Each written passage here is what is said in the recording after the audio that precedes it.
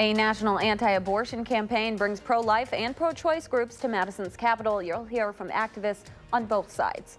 And a UW program hopes to tackle the growing need to provide mental health care to those living in Wisconsin. And here's to strong women. May we know them, may we be them, may we raise them, and may we honor them this month and beyond. From the Channel3000.com Alert Center, this is News 3 Now at 10. Several pro-choice groups from the city of Madison are uniting to combat pro-life groups, getting ready for their annual 40-day campaign. Adam Duxter spoke with representatives from both sides today and has more on what they plan to do. Adam. Well, Amanda, the 40 Days of Life is an international campaign aimed at ending abortion that starts in cities across the U.S. on Wednesday. This year, members from pro-choice groups say they're fighting back. Abortion is healthcare! Healthcare is a right! This is the message at the Capitol today. We believe that a movement from all sides is how we're going to save the right to choose. Madison pro-choice groups launching something they're calling the Campaign to Save the Clinics, an effort to combat pro-life demonstrators at area Planned Parenthood clinics by showing up with their own signs and their own members. You've seen them outside with signs intimidating and harassing people who are trying to access health care, so we really wanted to start there and take back the physical space outside of the clinics. This week marks the start of the 40 Days of Life, a period of time where pro-life advocates will protest outside of area Planned Parenthood clinics. Supporters say this stems from a simple goal. We want to see the day where there are no more women or children that are hurt by abortion. Carlin says pro-choice support is going away. The abortion industry is perhaps aware that its days are numbered. They've become increasingly unpopular. Abortion is increasingly out of demand, and there have been a lot of pro-life gains in recent years. Archer says starting this week, pro-choice supporters will fight to reclaim what they say is their space. We want to rejoice in that space, reclaim the space, and say this is where people take control of their lives. Archer says her group, the Madison Abortion Defense, is less than a year old and was formed because of the national political landscape. Carlin says he believes Planned Parenthood clinics don't like the attention that any conflicts this protest would bring. All right, thank you so much, Adam.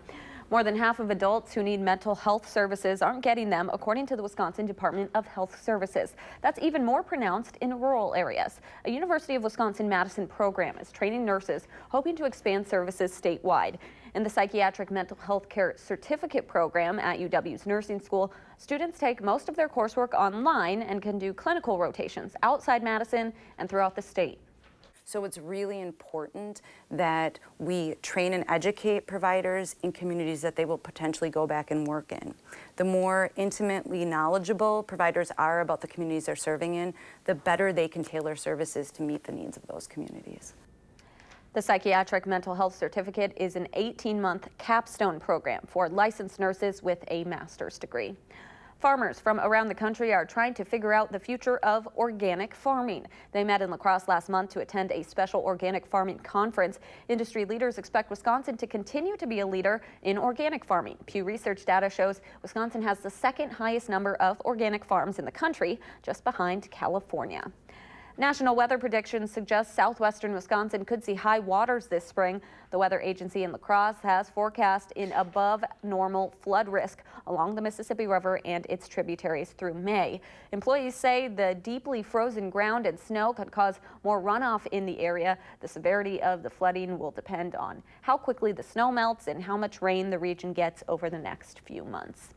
A winter storm is set to impact both coasts this weekend. The storm is moving quickly, going from California to New England. It's dropping heavy snow along the way. By tomorrow morning, some parts of the northern plains could see wind chills nearing 55 degrees below zero, and a foot of snow could fall in parts of the northeast. We are plowing, salting, very wet, heavy snow. No need to hit the gym. We got our gym right here. Meanwhile, thunderstorms could threaten the south, and we are getting ready to see cold temperatures too. Let's get a look at your first alert weather with Dana Fulton out on the patio. Dana? Yes, now we did see a little bit of snowfall come through this morning, but now we're right on the edge of that wickedly cold weather that's going to be settling into the plains. That snowfall this morning, about 2 inches in Reedsburg and Madison and Sauk City and Sun Prairie. right at about 1.5 inches officially for us, and for Marshall and North Freedom closer to 1 inch. So right where we were forecasting that 1 to 3 inch range for us in southern Wisconsin. A little further north, they did pick up just a little bit more. So that was a nice little fresh white blanket of snowfall for us. Just enough to, unfortunately, make the sidewalks a little slick, but it did look nice outside earlier. 22 degrees currently with a wind chill of about 13. Our wind chills throughout southern Wisconsin are just a few degrees cooler than where actual temperatures are at. Not too much of a breeze to factor in tonight, but as the temperatures drop for us, our wind chill is going to be a factor for tomorrow morning. Our Doppler track is nice and calm. That's the good news. We're not talking about any more snowfall coming through for the rest of the evening. We're really just focusing on the cold, cold air that's going to be settling in for your Sunday, Monday, and Tuesday. So we do have alert days in the forecast for the start of the week. Those temperatures will be near record-breaking lows. We'll take a closer look at what's ahead with our wind chills in just a few minutes. Thank you, Dana. President Trump was the featured speaker at the annual Conservative Political Action Conference in Maryland today. He touched on many topics, including the 2020 presidential race, and Democratic candidates also hosting rallies today. Kenneth Craig reports. The next presidential election is a little less than 2 years away, but President Trump was in full campaign mode during his speech at the CPAC convention. We're going to do it, I think, again in 2020, and the numbers are going to be even bigger. CPAC hosts supporters and activists in the Republican Party, and the president pleased the crowd with his criticism of what he calls the liberals' embrace of the Green New Deal. This is the new Democrat platform and I don't want to talk them out of it. I want them to embrace this plan. I want them to go and sell this plan. I just want to be the Republican that runs against them. Could that be? He also took aim at Democratic opponents like Senator Elizabeth Warren. I should have saved the Pocahontas thing for another year, because I've destroyed her political career, and now I won't get a chance to run against her, and I would have loved it. We're not going to concede one state to Donald Trump. Democrat Bernie Sanders had his own criticism for the president at the first rally of his 2020 election effort.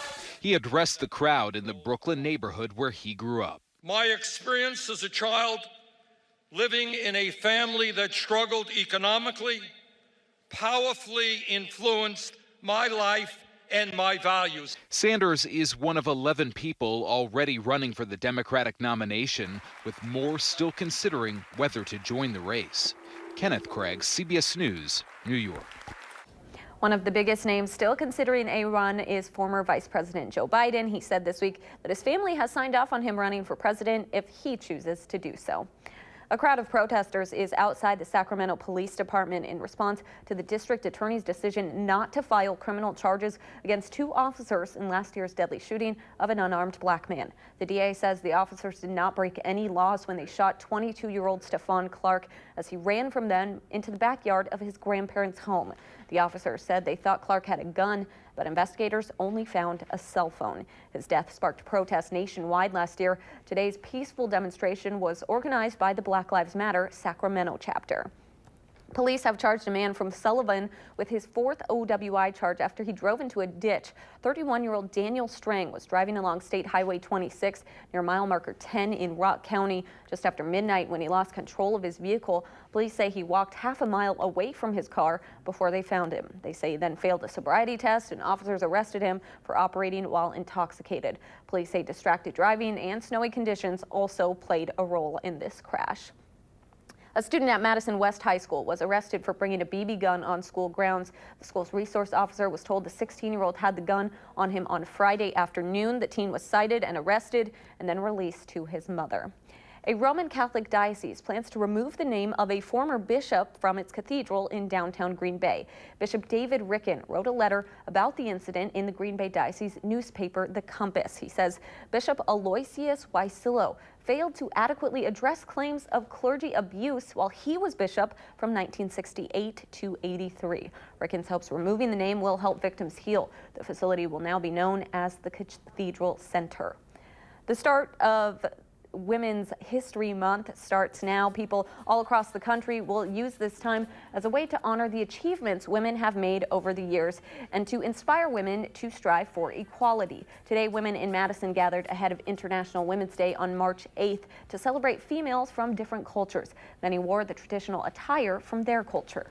It's nice for people to reflect and say, hey, this is my culture and I'm going to wear something that represents my culture and to come and celebrate women. Tonight's community celebration was filled with inspirational speakers, ethnic food, performers, music, and dancing. Coming up, a little upcycling goes a long way. The thrift store looking to help animals find their forever homes. And don't let tomorrow's colder weather get you down. Ways to beat cabin fever while having the kids burn off some energy. That's next at 10.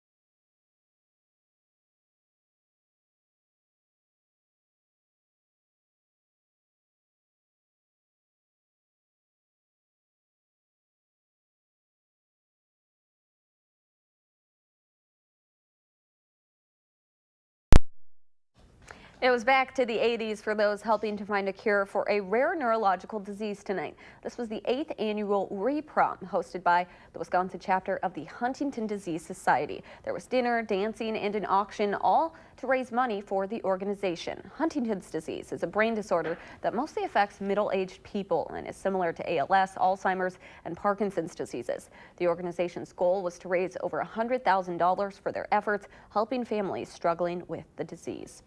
There's a way you can help out the Dane County Humane Society by going shopping. The shelter opened a thrift store on Grand Canyon Drive, formerly their satellite adoption center. The grand opening celebration began yesterday and will continue until Monday, March 10th, with special deals and raffles. Weekend shoppers can also meet adoptable pets. It's amazing. We're all walking around with big smiles on our faces. It's so nice to see the community come out. The donations have been pouring in. Sales have been great. The store is always in need of donations and volunteers. For more information, just visit our website, channel3000.com. Local kids and parents got a bit of a cure for cabin fever today. The Madison Kids Expo at the Alliant Energy Center had everything to entertain kids, from a petting zoo and performance stage to bouncy houses and pony rides. Kids could also sit in a fire truck and break boards using a martial arts technique. For parents, it was just good to get out of the house. The Kids Expo continues tomorrow from 10 a.m. until 4 p.m. Although the courses are covered in snow, many local golfers are hopeful they'll be able to play soon. Golf Madison Parks hosted its annual tee-off party at Odana Hills Golf Course today. Golfers could sign up to be members of different area golf associations as well as take practice swings in the simulator in anticipation of the 2019 golf season. Everybody's just excited to talk golf again, and it's nice to kind of split up the winter and have the conversations now in March in prep for the season. Golfers who attended the party received 10% off their season passes or loyalty cards. All right, let's get a look at your first alert weather. I know that simulation, it showed some green grass, some sunshine that they were hitting the golf balls into. That's not what we have. No, unfortunately, but everything in that video did look pretty on point for us. Of course, the kids' activities indoors may be a good idea as we head into Sunday and Monday. Right now, our Doppler track is nice and calm. Thankfully, we're not looking at any sort of flurries or snowfall coming through for tonight or for your Sunday. However, as we turn into the next few days, our temperatures are going to drop quite a bit, and our wind chills are going to be a little bit of a thing for us for Sunday morning and for Monday and Tuesday morning as well. So do get ready for a pretty chilly few days for us, at least for what it feels like outside. Overall, our Doppler track, again, is going to stay nice and calm. So I do want to take a look at what our sky looks like outside right now. Thankfully, we've had a really quiet day. Our downtown is going to stay quiet, just cold outside. Again, not expecting any more snowfall to come on through. We have high pressure just off to the west and low pressure to the east. In between that, we get sandwiched in and a little bit of a northwest flow coming on through. That's helping temperatures just fall throughout the plains in the northern Midwest. We are right on the edge of that very cold weather, and it's certainly going to feel bitterly cold outside for the next few days. And our wind chills, again, by Monday morning, dangerously cold. Expecting our temps to drop into the single digits overnight. We'll start off the day tomorrow at about 5 in Madison, may get into the double digits, believe it or not, closer to 10 or 12 along the state line. Later in the afternoon, we will be in the low teens for afternoon highs. We'll get a little bit of sunshine for your Sunday. Unfortunately, not a lot of it expected. Monday morning temperatures will be near our record-breaking lows. The record for Monday, the record low at about 9 below zero. We're forecasting for 10 below zero to start off the day. And the afternoon will be in the single digits for our afternoon highs, and we should be in the upper 30s. So we are well below average heading into the next few days. As far as what it's going to feel like early Sunday morning, it'll be in the teens below zero. For Monday morning, anywhere from 20 to 30 below zero for us for our wind chills. And in the afternoon, it'll still feel like we're well below zero. Again, this is for the entire state into northern Illinois and stretching west into the plains. Tuesday morning, also a very cold start to the day. Temps will be well below zero early on. So because of the threat for some dangerously cold weather outside, we do have alert days in the forecast for the next 3 days. Our highs on Sunday will be close to 15, but our wind chills anywhere from 0 to 10 below. For Monday, the record low again is 9 below, and we're going with that 10 below for our overnight low. Our high, though, will only get to about 5, and by Tuesday, we're expecting our highs to be in the mid-teens for us. Overnight, we're actually going to have a mostly cloudy sky. It's going to be a little colder outside. That breeze coming from the northwest, about 5 to 10 miles per hour. For tomorrow afternoon, it'll be close to 13 for afternoon highs. Back like we're in early January. Again, a partly sunny sky and very cold outside. Only having alert days for the start of the week. For the rest of the week, though, it does still stay pretty chilly outside. We aren't expecting another snow chance to come in until we get closer to Friday. And by Friday, we'll see our temperatures climb back up to the upper 20s. That's still 10 degrees below average, but it's better than being at 6, which is what we are expecting for our Monday afternoon. Everything's going to feel better after Monday. It really is, yeah. and again, say. yeah, if we could push for Monday and Tuesday morning, please make sure you bundle up because it is going to be a very, very cold start to the day. All right, thanks so much. Sports is next. Stay with us.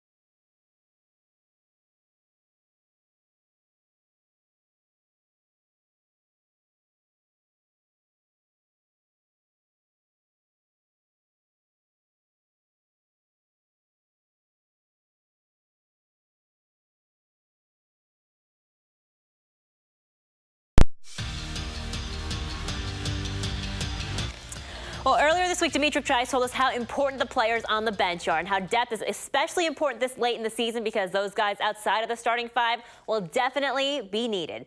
And that could have proved more true today, Wisconsin hosting Penn State, a team that has won their last 3 games. But first, this guy's one of my favorite humans in Madison. The team honoring this guy, Otto Poles, being recognized for his 55 years of service as Wisconsin's official scorekeeper. Scorer's table now bears his name. And this guy, Kobe King, told us after the game how badly he wanted to get this win for Otto, and it showed, knocking down that 3 in the corner. And then later, check out Kobe again, this time driving for the lay-in. He led the team with 7 points in the first half. Not to be outdone, Ethan Happ later passing to Khalil Iverson. You know what's coming, the two-handed slam dunk. Iverson with 6 points in the game. In the second half, Happ coming to life offensively, the pass, and then the one-hander, Happ with 14 points in the game. But who led the team in points today? Another guy off the bench. Brevin Pritzel just could not miss from 3 today. Knocked down 4 of them in the game. He scored 17 points tonight to help the Badgers win 61-57. And afterwards, Penn State head coach Pat Chambers said Pritzel made the difference in the game. And for Wisconsin, they definitely agreed. It was a little more animated, but it was deservedly so for how we played in the first half. A lot of it was about toughness, being outworked on the boards is never a thing that we can allow, and that was kind of what Penn State was getting in the first half. It's kind of a blow to your ego. Like nobody wants to be called soft or not tough. I mean, that's just something we pride ourselves on, is making the toughness plays, doing whatever it takes to win. And we found a way. We righted the ship, and that's what helped us win this game. The Badgers have now won 20 games this season. Next up, it's senior night on Thursday at the Kohl Center. Wisconsin will host a Fran McCaffrey-less Iowa squad at 6 p.m. Stoughton Wrestling is appearing in its 10th straight team final. The Vikings won it last year. They're looking to repeat as state champions this year. We start at 113 pounds. State champion Nicolar Rivera doing work with 3 back points. He gets the 17-3 major decision, and the Vikings up early 4-0. Now to 120 pounds, Dante Steinmetz with the big first period pin. And then Cade Spildy at 160 pounds. He throws his opponent and gets the 3rd period fall. Stoughton capturing back-to-back titles with a 42-24 win over Mukwonago. Now on to Division III. It's a rematch of last year's finals as Fenimore taking on Stratford. At 126 pounds, that's where we start. Fenimore's Alex Birchman with the cradle and the pin in the first period. Aiden Nutter at 138 pounds for the Golden Eagles. He gets the takedown early in the first period and wins the match 10-4. To 182 now, Fenimore's Will Ainen with the trip and the takedown. He wins by major decision, and the Golden Eagles getting revenge on Stratford. They are the champions in Division III, winning a tight one, 31-24. Girls basketball teams across the state trying to punch a ticket to the state tournament at the Resch Center. Semifinals start on Thursday. In Division I, second-ranked Middleton upsetting top-ranked Sun Prairie 60-45. In Division II, 2-time defending state champion and top-ranked Beaver Dam taking on Notre Dame.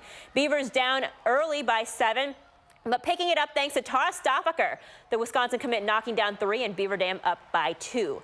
Later, Paige Schumann driving in the lane. The bucket would be no good, but Allie Van Loo there for the save, the board, and the putback. Beaver Dam in the lead by 3 now. And adding to it late in the half, Schumann open in the corner. She's not going to miss this one. Drains that one. Beaver Dam heading to state again, 68-40, the final score. In Division III, Monroe facing Milton for a trip to state on the line. Second half, Monroe's Megan Benschel with the shot fake, the dribble, then the J. Cheesemakers up by 16. Later on, Milton's Abby Campion finding Chloe Boucher. She lays it in for 2. Redhawks cutting the lead to 10. Then Monroe's Sydney Hilliard finding Sydney Updike. Sydney squared there for this 3 ball. Milton can't keep up, and Monroe gets the win 62-51. To Division IV now, Platteville and Marshall looking for a trip to the Resch Center next weekend. First half, Marshall's Anna Lutz from downtown. Cardinals with the early lead. Then Platteville's Josie Nees with the steal. She passes it up to Sammy Martin. She takes it in for 2 points, and the Hillmen, they are fighting back. But Marshall ended up being too much for Platteville. Mia Morrell with the step back 3, and Marshall wins 78-61, the final. More Division IV action. Former Badger Bronson Koenig in the house in Verona, cheering on his alma mater. Aquinas against Belleville here. Wildcats ball, Mickey Stamfel, then to Ava Foley, who drives in for the layup, but Belleville in the deficit. Later, Jenna Schrader going to Rachel Haitola, and she goes up, misses, but gets the rebound, but Belleville loses 89-53. In Division 5, top seed Blackhawk looking for another trip to state, taking on Independence.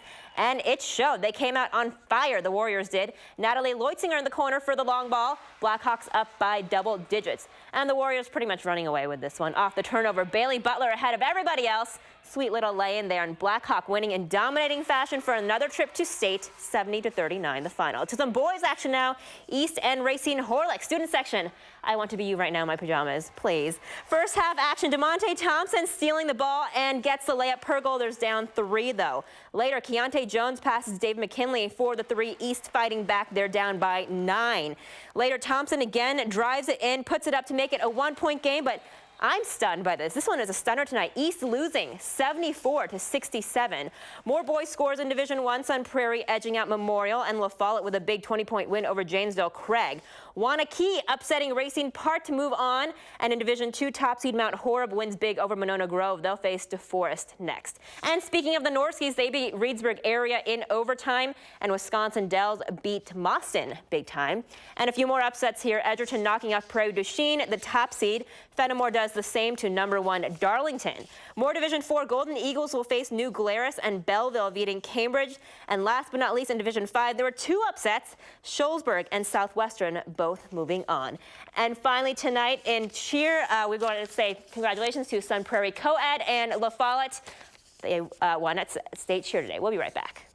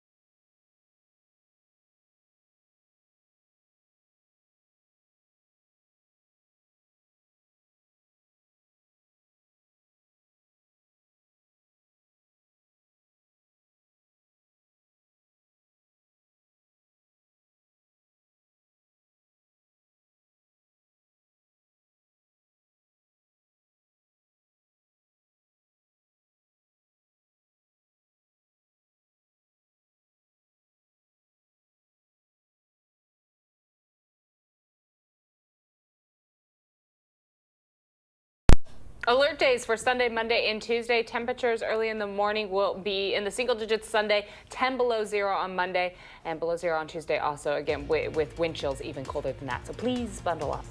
Thank you so much for joining us. Have a great night.